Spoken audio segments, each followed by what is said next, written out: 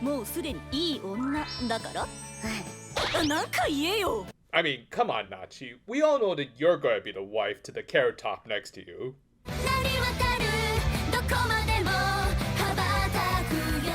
We open this week with our 4 main heroines, yes, we count Nacchi around these parts, discussing the return of the Jomorgs in spite of the Red Queen's defeat. This led to a rather important bit of world building that I think we should have gotten sooner, as apparently the Jomorgs have always been a part of the Alisphere as merely mischievous but overall docile spirits. It was through the Red Queen, and now seemingly a new threat, that they became soul-sucking little demons. This would be important, as it basically meant that their enemy had an unlimited supply of cannon fodder as long as they knew how to manipulate them. Granted, they probably wouldn't be as easy to manipulate as some other characters we know. Nagase, don't be fooled, that's a Stephen King novel. Sure, his stuff looks big and complicated, but really it's mostly just a bunch of rambling, incoherent messes that sometimes have some really icky stuff to them. Anyway, we also got the second opening to this series that was kind of appropriately titled Future Session. The lyrics basically told the ongoing story of the princes and how they were trying to spread their hopeful message to others. In that sense, it was a very thematic continuation to the first opening, even though in terms of tunes, I do kinda prefer the previous one, but only really by a small margin, and I do think that some of the visuals here are much more appealing, like Shin Onuma's signature Technicolor animations that were used to introduce the characters. And yes, in case you're wondering, as a couple of my friends have already asked, I'm pretty sure the new princes were in this opening, just not in their full forms, but we'll get more into that later. For now, this opening just had a lot of great sequences that also foreshadowed future events without revealing too much just yet, though we can make some educated guesses that again we'll get a little bit more into later. But yeah, just some pretty great fight animations, cool tracking shots, and oh my god, Nacchi has a bazooka! That's it, we reached the peak, y'all can just pack it in, we're done here, there's nothing else to see, there's nothing that gets off this. Still, until we get home on Nacchi, we return to the show proper with Sumie-senpai popping in on our heroines. Also, yeah, everyone had noticeably switched their summer uniforms, though Sumie decided to switch to a boy's uniform because, well, just look at her. Does she not look like a prime example of a butch lesbian? Granted, no one pointed out what she was wearing, which I honestly think is kind of cool. I mean, I think students should just be able to dress how they want for the most part. Anyway, she was there to tell Kaguri that the teachers were looking for her, and also assured them that she totes didn't hear what they were talking about, and even then, she wouldn't know anything about it. Would I lie?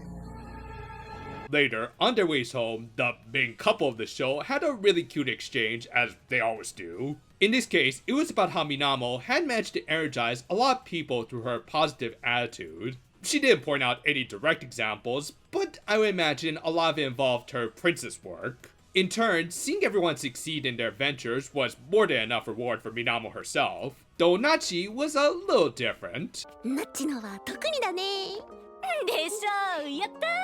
Just f*** already! However, when she wasn't looking, she ended up running into that one girl who, yeah, still looks like Micah from Blind Destiny. Granted, according to our heroines and the credits, she seems to be a grade schooler, so not even close to Micah's age. However, it was still up in the air on whether or not she had a sadistic side as she watched the two from afar. Meanwhile, Kaguri ended up walking home with Sumie, who might have been mistaken as a guy by Hasegawa because, I mean, again, look at her. But yeah, Kaguri ended up asking what Sumie was doing whenever she went to the Alisphere, and surprisingly, it had nothing to do with sports, as I'm pretty sure she would be pretty mean at basketball, but instead, she just liked to talk to the locals. This is due to her really liking the other world, and wanting to protect its peaceful, current self no matter what. This led to a really awesome transition, with Sumie's expression changing from mostly neutral to somewhat angry and determined after saying that the Alisphere needed to be protected.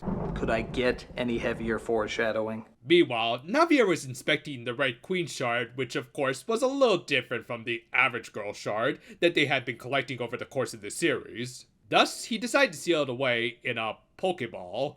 Which, going by this frame in the opening, yeah, probably should have gone with maybe the GS ball. Nothing plot significant is going to escape from that thing. Yeah, interestingly, the opening seemed to heavily hint at the Queen's return along with the band Snatch.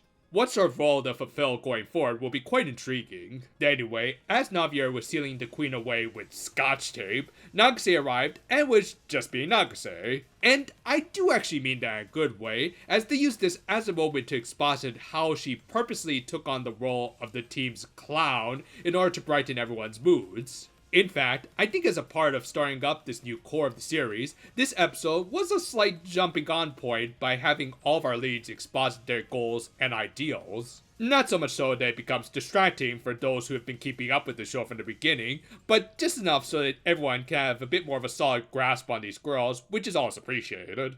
And they may as well get it done now, as the rest of the episode was pretty much going to just be one long fight scene. Minamo arrived on the scene as the John-Marks were attacking some girls, and platypus. Yeah, sorry dude, not everyone can be Perry. But it was more than made up for by the fact that Minamo debuted a new song, single, lyrical, and a really cool new finisher called the Sparkle Slider, which is basically a really fancy rider kick, because I guess some of Nagase was running off on her. I do kind of wish that they had given this new song and finisher some sort of story behind how she achieved it, like with previous examples, but at the same time, I don't think that's going to be a major plot point in the latter half of the series. Clearly an Osamu Tezuka fanatic.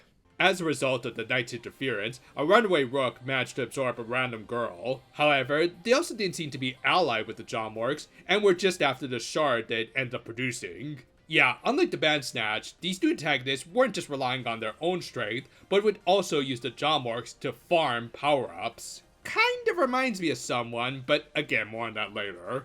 Anyway, Kaguri eventually joined the battle, and the princesses managed to work together to overpower the knight with the Triad Force and confiscated the shard. Nagase, stop doing my job for me. But yeah, the knight was defeated, but still standing. Thus they escaped, though not before calling themselves the Flower Knight Sincere. With that, the episode ended with the princesses left wondering who exactly was that mysterious knight, which was kinda spoiled in the credits. Oops.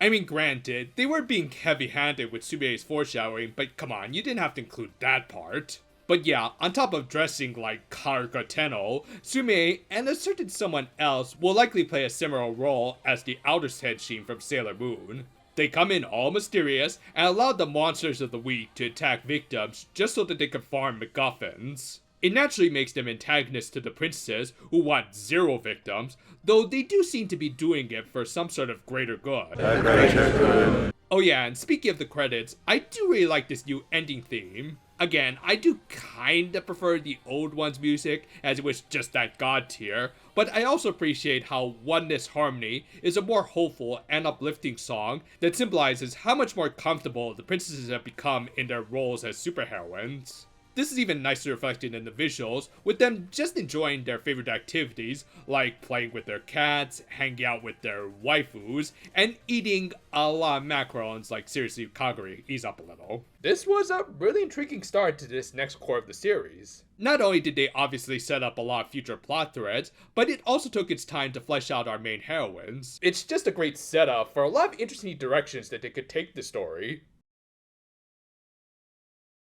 I'll admit, going into this latter half, I was expecting that the advertised new princess would be more like the FIS from Sinful Gear, because really, the show has just been mostly a G-rated Sinful Gear, and yet now, I'm getting more Outer Senshi vibes from them, which I'm not complaining, as either way, it would have brought up some interesting moral quandaries for our heroines. Yeah, it's clear that the White Queen and her Knight's methods are just as extreme as the Red Queen and the band Snatch, and yet it all seems to be for some sort of greater purpose that both queens have been hinting at. Needless to say, these future story teases continue to hold my interest, along with the princesses continuing to just be great heroines, with this episode even acting as a nice way of fleshing them out a little more. Then, of course, the little sprinklings of Yuri certainly help. Again, we pretty much now have a Sailor Uranus in the main cast. And overall, this is just a good start to the next major story arc of the series. About the only thing missing from all of this was the reveal that Sumie has a cousin who she's really close to. Thanks for watching, and if you don't want to worry too much about your own future prospects, well, I think our videos can help with that. We've got something new coming out almost every day, be it Magical Girl or even Rider related, though yeah, the line between the two seems to get thinner every day. Look forward to whatever comes next. Until then though, for now my friends, and if you'll excuse me, I'm gonna see about trying to get this damn thing open. Where did I put that buzzsaw?